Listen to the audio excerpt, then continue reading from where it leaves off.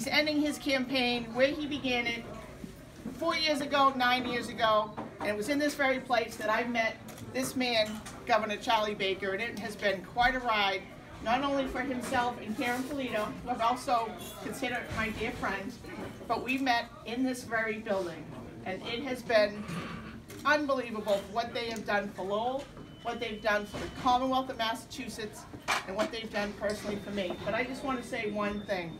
There's a lot of people in this room who have gone out of their way to be great candidates for the Mass GOP, for the Commonwealth, because they believe in what they do. And I just want to recognize a couple of our own. Helen Brady, candidate for state auditor.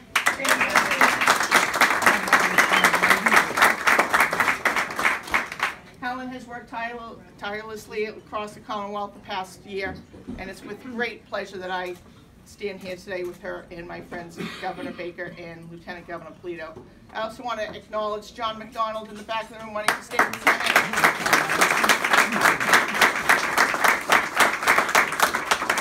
We have many city councils here today. Mayor Samaras, City Council and former Mayor Rita Mercier. See her? There she is. Top of the ticket. Not last time.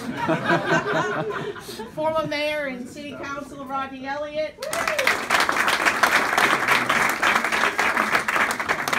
City Councilor John Leahy. I just want to say that 4 years ago I sat in this room with Governor Baker and he said to me, what is it that Lowell really, really wants? And I said, we really would like a judicial center.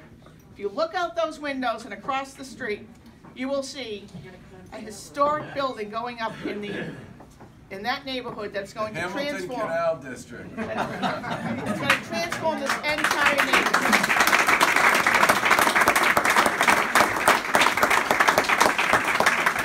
So, Governor, thank you for promises made, promises kept, and thank you for what you've done for Lowell. We appreciate it, and on to victory tomorrow. Thank you. I'm now going to introduce State Rep Dave Nangle. It was Dave Nangle that I brought to the table 4 years ago, and he's been a loyal supporter of the governor ever since. And I want to welcome Democratic State Rep David Nangle. Thank you, Mary. Thank you for those kind words. Before I begin, there are two people that I want to recognize here today that do an awful lot for this community, and they opened up their restaurant to us this morning. That's Tom and Mary Beth.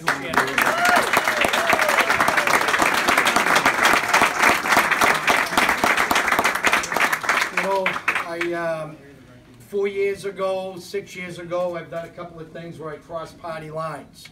And I can tell you without a doubt, the best decision, the best choice I've ever made in my 20 years as a legislator was a decision to endorse Governor Baker and Karyn Polito. They've been absolutely terrific. Now, I'm going to bring up the Lieutenant Governor in a second, but before I say that, I think of couple of things the Governor has said, and you've all heard him say this all across this state. If you want entertainment, watch Netflix.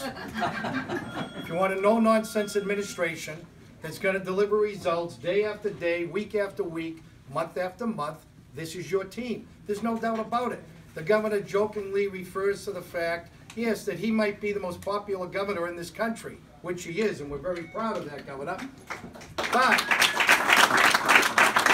when he goes home every night and walks through that front door, he's just a loving husband and a devoted father, and his lovely wife Lauren reminds him of that all the time.